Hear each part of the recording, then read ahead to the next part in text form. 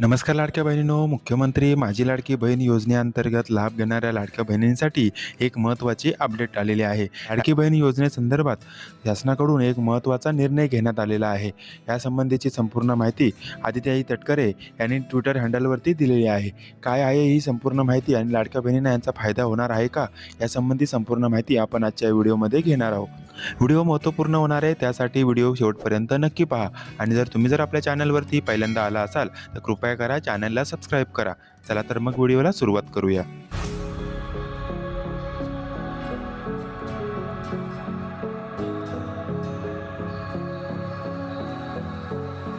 लाडक्या बहिणींनो, राज्य सरकारने राज्यातील गरीब महिलांसाठी लाडकी बहीण योजनेची सुरुवात केलेली आहे. राज्यातील लाखो महिला या योजनेचा लाभ घेत आहेत. या योजनेअंतर्गत लाडक्या बहिणींना दरमहा 1500 रुपये आर्थिक मदत दिली जाते. खेड्यापाड्यातील महिलांना या योजनेमुळे चांगलाच फायदा झालेला आहे.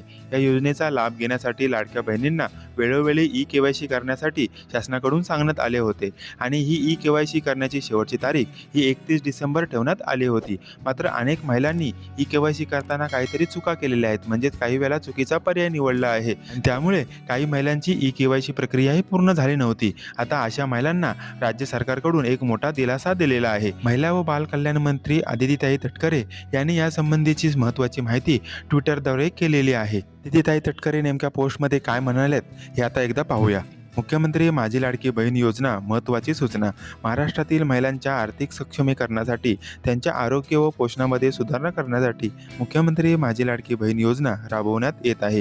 या योजनेच्या प्रभावी अंमलबजावणीसाठी सर्व लाभार्थ्यांना दिनांक 31 डिसेंबर 2025 रोजी पर्यंत ई-केवायसी करण्याची मुदत देण्यात आली होती.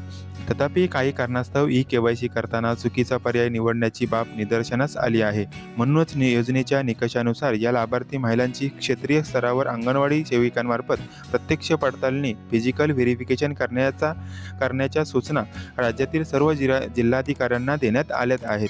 म्हणजे आता ज्या लाडक्या बहिणींना ई-केवायसी करण्यासाठी प्रॉब्लेम येत होता किंवा त्यांनी चुकीची ई-केवायसी जर केलेली असेल तरीसुद्धा आता त्यांची पुन्हा म्हणजे ई-केवायसी केली जाणार आहे आणि ही ई-केवायसी अंगणवाडी सेविकांमार्फत केली जाणार आहे. तर लाडक्या बहिणींसाठी ही होती एक महत्त्वाची अपडेट. ही महत्त्वाची अपडेट तुम्हाला जर आवडली असेल तर आपल्या इतर माता भगिनींपर्यंत जास्तीत जास्त शेअर करायला विसरू नका. आणि तुम्ही जर आपल्या माहिती हक्काची या यूट्यूब चॅनलवर जर पहिल्यांदा आला असाल तर कृपया करा चॅनलला सबस्क्राईब करा. त्याच्यामुळे अशाच प्रकारच्या नवनवीन माहितीचे अपडेट आपल्यापर्यंत वेळेत पोहोचवायला आम्हाला आनंद होतो. भेटूया नवीन महत्त्वाचे अपडेट घेऊन नवीन एका व्हिडिओमध्ये. तोपर्यंत जय हिंद, जय महाराष्ट्र.